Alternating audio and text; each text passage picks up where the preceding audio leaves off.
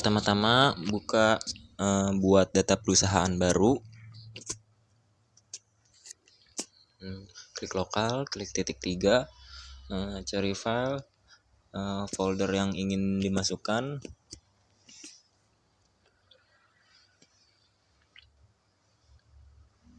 Di sini kita cari folder yang sudah dibuat untuk dimasukkan file Accurate.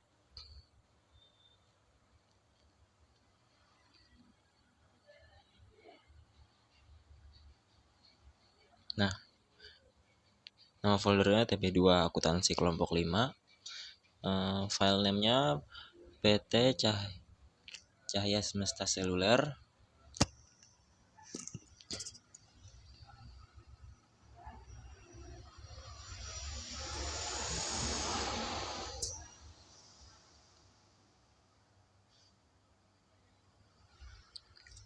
Kalau sudah, klik create, oke, dan tunggu beberapa saat.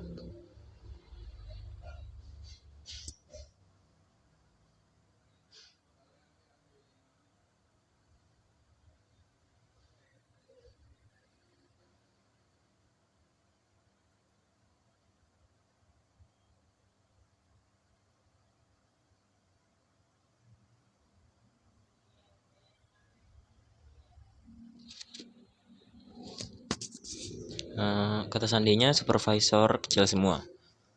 Penggunanya supervisor caps lock ya. Oke.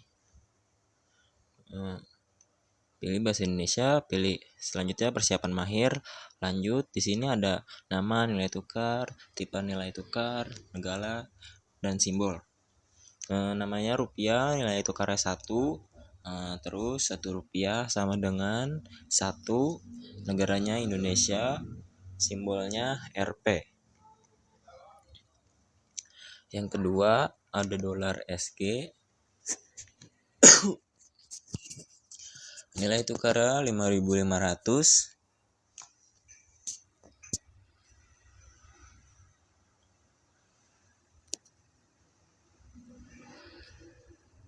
Simbolnya SGD.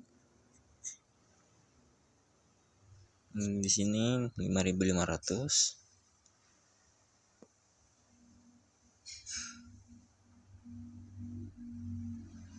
Ya.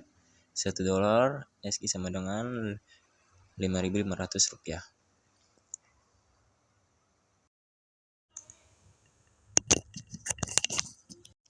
Untuk nama perusahaan yaitu PT Cahaya Semesta Seluler.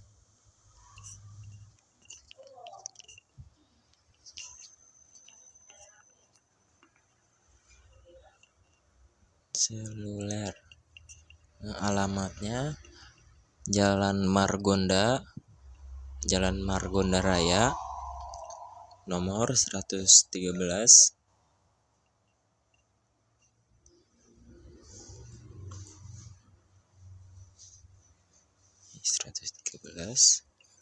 Dan untuk tanggal mulai dalam kurung tutup bukunya itu 31/05/2007.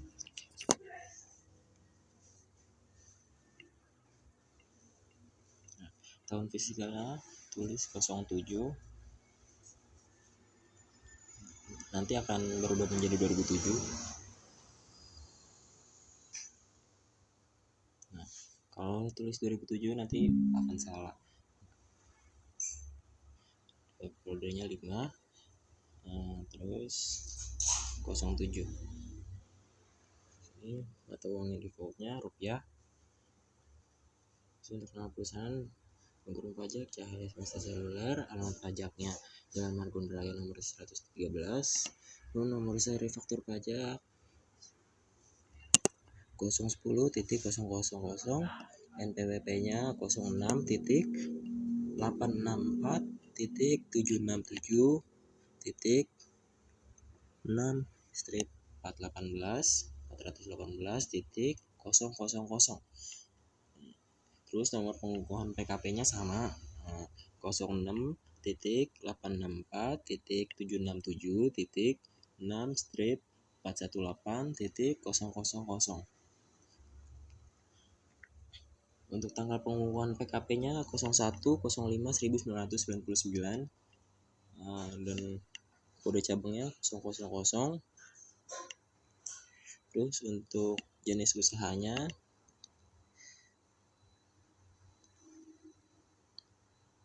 jual beli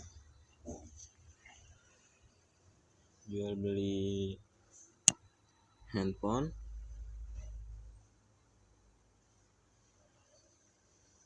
dan clue SPT-nya 51.900. Klik lanjut. Oke. Di sini kita hapus-hapusin semuanya dan tersisa satu buah nama akun atau nomor akun.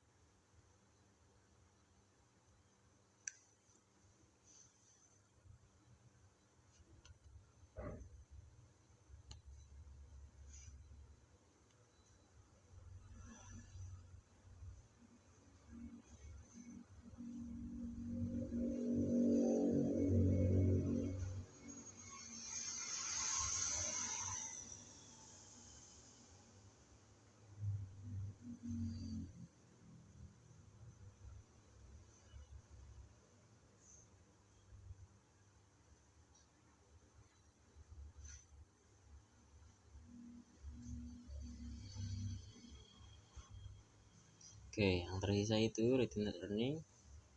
Terus klik di sini untuk impor dari berkas. Buka yang di sebelah kanan atas tuh ada tanda file, terus tulis file of type-nya XLS, buka neraca saldo awal, ya, ambil data yang paling atas ini, kita hapus. Oke. Nah, kita isi definisi kolomnya semuanya, ya, cash kas atau bank, yang garing R itu akun piutang, inventory definisi ketersediaan, other current asset, aktiva tetap, aktiva lancar lainnya, yang FA itu aktiva tetap, acum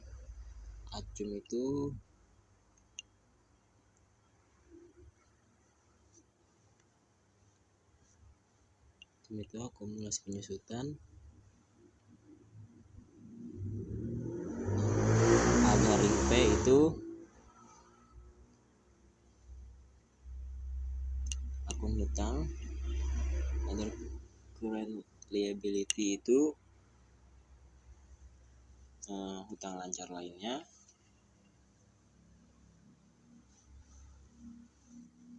long term liability itu hutang jangka panjang, terus equity ke ekuitas, revenue itu pendapatan, COGS itu harga pokok penjualan, expense itu beban, other expense beban lain-lain, other income ke pendapatan lain, terus nomor akunnya, nomor akun name ke nama akun. Nah, kita definisikan lagi, RP itu rupiah, SGD itu dolar SG, SGD dolar SG, oke. Saldo itu definisi kolomnya saldo awal. Nah, sini kita impor data sampai ke 30 data berhasil. Sini kita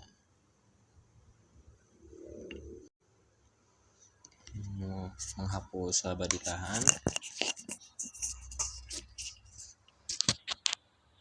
hapus. Nah, retainer pentingnya kita ubah akunnya 3999, namanya laba ditahan. klik OK. Nah, kita ikuti saldo awal, klik 999. Laba ditahan, akun laba ditahannya juga kita tulis 3999, laba ditahan. Oke, kalau sudah klik lanjut. Nah, sini kita sini pembayaran dibuka penjualan, utang rupiah, potongan penjualan.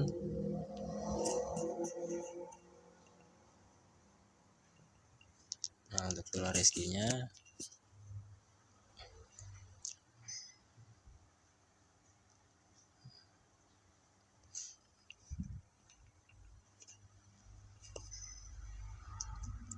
utang rupiah,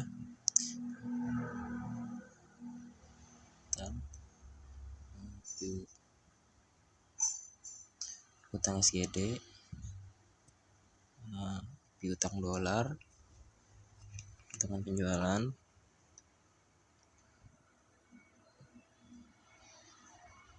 pendapatan di luar usaha, terus biaya lain-lain di luar usaha.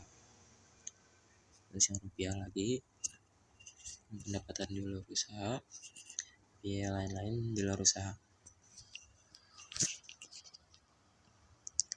Sini ada syarat pembayaran, ada diskon, hari diskon, jauh tempo, nama, jatuh temponya 45.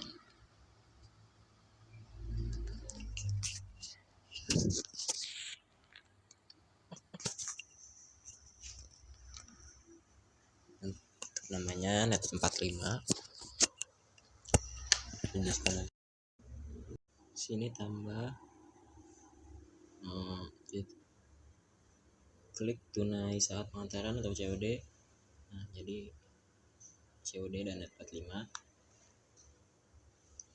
Pajaknya kodenya T, namanya PPN. Nah, keterangan pajak pertambahan nilai persennya 10. Pajak penjualannya PPN keluaran, pajak pembeliannya PPN masukan. Nah, 1502. Lanjut, nama,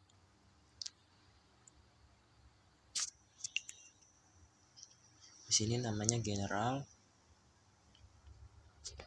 terus spesial, metode pengiriman Tiki dan FedEx. Lanjut, klik di sini untuk impor dari berkas. Nah, seperti tadi yang sebelah kanan atas. Terus daftar pelanggan, pencet, ambil data dari file tersebut. Nah, ini seperti tadi, paling atas hapus. Definisikan kolom lagi, kode ke nomor pelanggan, nama pelanggan ke nama pelanggan, terus mata uang, terus rupiah, dolar SGD. Saldo awal, pajaknya pajak pertama, definisi PPN, tipe pelanggannya general. Setelah itu impor, 3 data terimpor. Oke, sudah seperti ini. Lanjut, terus klik lagi. Nah, XLS, nah, cari daftar pemasok. Nah, ambil data, saldo awalnya hapus. Nah, definisinya isi lagi, kode ke nomor pemasok, nama pemasok ke nama pemasok, mata uang ke mata uang seperti tadi, definisi ke rupiah ke rupiah, SGD ke dolar SG. Terus saldo awal saldo awal pajak 1 sama dengan pajak pertama. Kita ke PPN. Sistem ini impor. Nah, 3 data terimpor. Nah, lanjut. Di sini kita lanjut lagi. Nah, di sini kita isi persediaan handphone, penjualan ke penjualan, retur penjualan ke retur penjualan, diskon barang penjualan ke potongan penjualan, akun barang pengiriman persediaan handphone, harga pokok penjualan, retur pembelian ke persediaan handphone, akun biaya lain di luar usaha, akun barang belum ditagih, hutang biaya. Lanjut. Kita tulis rata-rata, ya, pencet rata. Nah, klik lagi. Nah, seperti tadi. Sekarang di data barang dagang, ambil data. Nah, yang pertama hapus. Ya, definisikan lagi seperti tadi. Nomor ke nomor barang, deskripsi ke deskripsi barang, kita ya ke kuantitas, cost atau piece itu abaikan. Value ke total biaya, unit ke unit 1, merek barangnya. Nah, oke, persediaan, Motorola persediaan.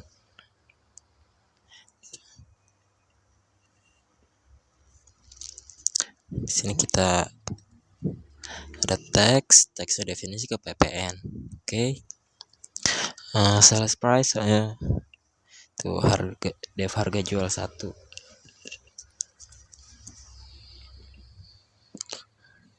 Terus barang jadi. Nah, 4 data terimpor. Sini lanjut hingga tahap ke-16. Kemudian kita lanjut memasukkan Excel yang telah kita buat untuk kita ambil datanya kembali. Kemudian setelah datanya muncul, seperti biasa, kita jangan lupa untuk menghapus kolom pertama yang ada dalam data sumber. Kemudian kita isi kembali definisi kolom dan juga jangan lupa mengisi nilai defaultnya jika ada. Dan karena di sini nilai defaultnya nggak ada, maka kita bisa langsung memencet import data saja. Kemudian oke. Dan setelah selesai kita bisa lanjut. Kemudian tahap ke-17 kita ulangi kembali seperti tahap-tahap sebelumnya.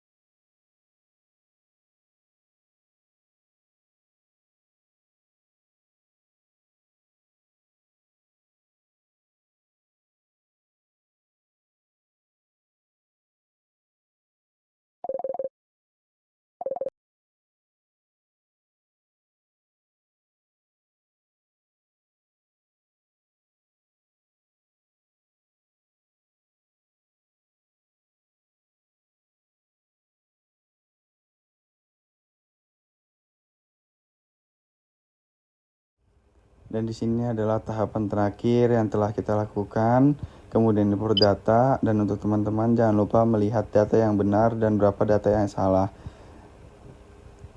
Kemudian kita bisa klik selesai agar pindah ke halaman berikutnya. Kemudian kita bisa klik buku besar, laporan keuangan, kemudian klik buku besar, dan kemudian kita bisa memencet neraca saldo klasik. Kemudian di sini kita bisa memasukkan per tanggal berapa data yang ingin kita lihat. Jangan lupa untuk menceklis, termasuk juga yang perlu diceklis. Dan di sini bisa terlihat data-data yang sudah kita buat dari tahapan awal hingga sekarang.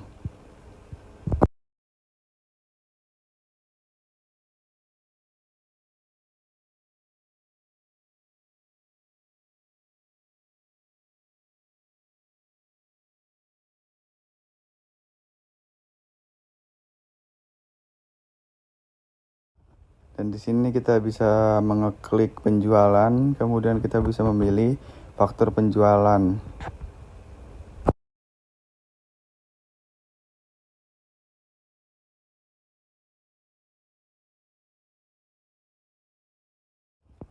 Nah, karena di sini datanya sudah ada di sales invoice, kita tinggal mengklik tanda hijau ke kiri, dan kita di sini bisa memperbaiki yang namanya invoice date.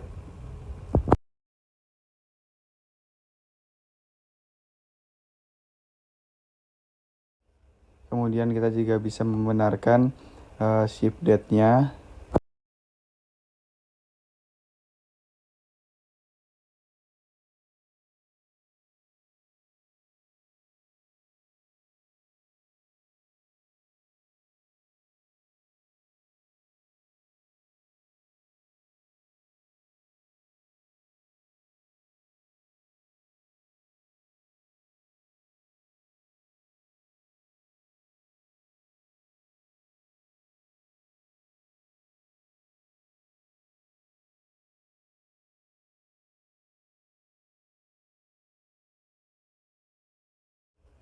Kemudian di sini kita bisa mengulangi hal yang sama, tetapi dengan PT yang berbeda.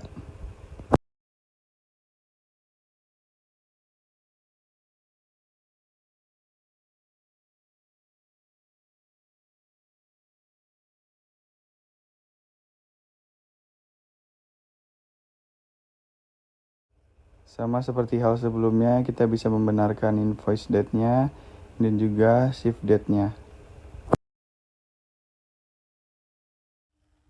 Kemudian pilih kembali pada kolom opsi barang.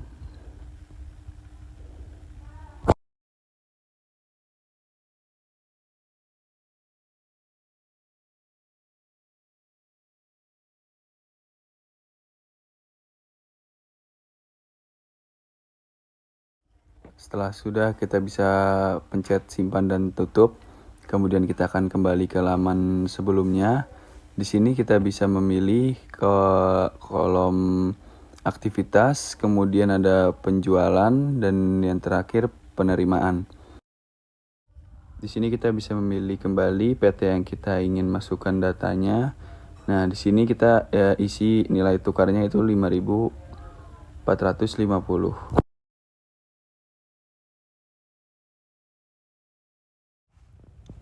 Kemudian di sini kita bisa mengganti kolom payment date-nya menjadi tanggal yang benar. Dan apabila terjadi kesalahan itu karena adanya ketidaksamaan tanggal pembayaran dan kolom payment date yang kita isi.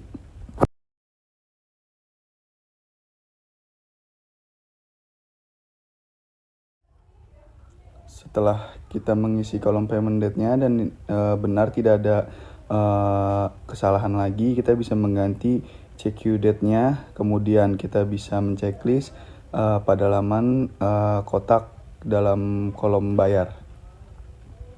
Setelah itu kita bisa juga mengisi memo untuk menjelaskan tentang apa, yaitu di sini pelunasan dari PT Firdaus.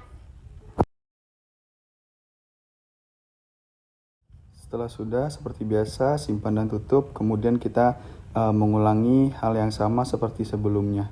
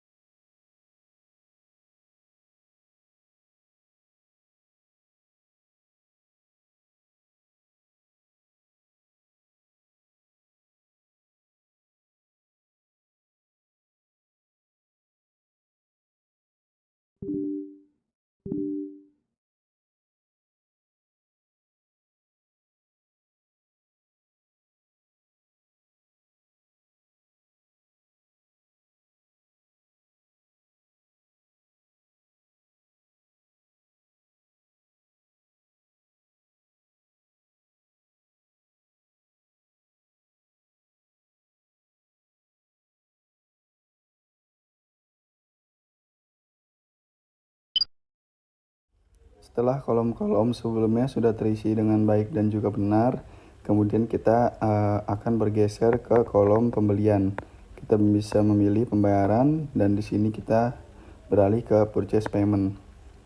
Kita pilih apa yang mau kita isi dan di sini juga sama seperti tadi, kita bisa mengganti payment date-nya, mengisi memonya, dan juga kita bisa menceklis kolom bayar yang ada di bawah.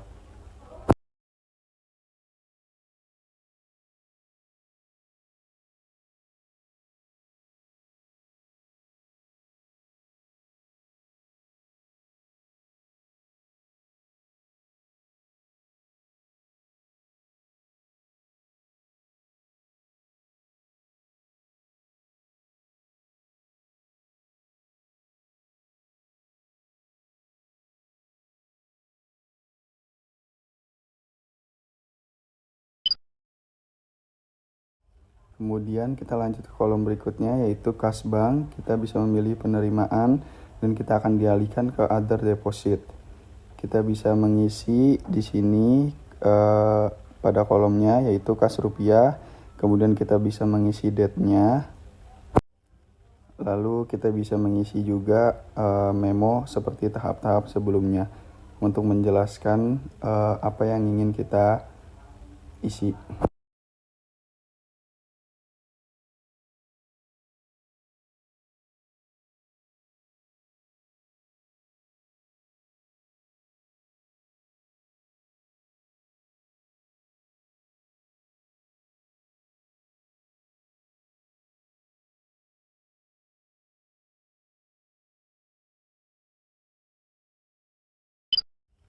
Setelah sudah, kita bisa lanjut dari penerimaan yaitu ke tahap pembayaran.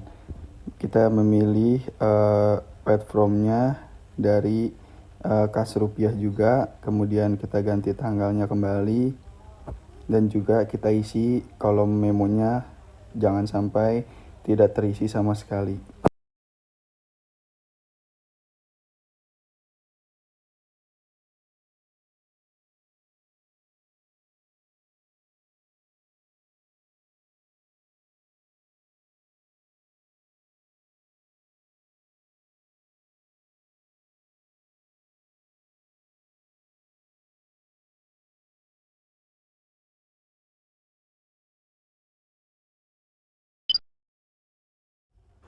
Pada tahap itu kita sudah selesai dan kita bisa memilih buku besar.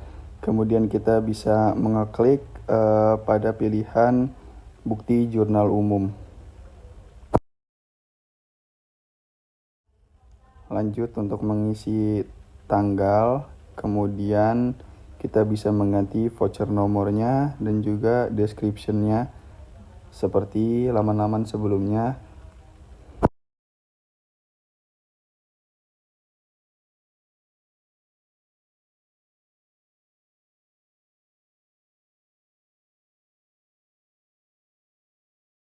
Dan untuk akun nomornya jangan sampai tidak terisi, kita bisa mengeklik, kemudian kita bisa mencari agar langsung ketemu dengan apa yang ingin kita isi. Lalu kita pencet pada kolom debit.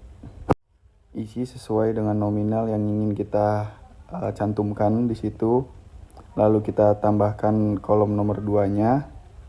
Kita cari kembali apa yang ingin kita masukkan. Lalu kita pencet kembali pada laman berikutnya, dan di sini sudah otomatis apabila kita sudah memencet akun yang ingin kita cantumkan di situ.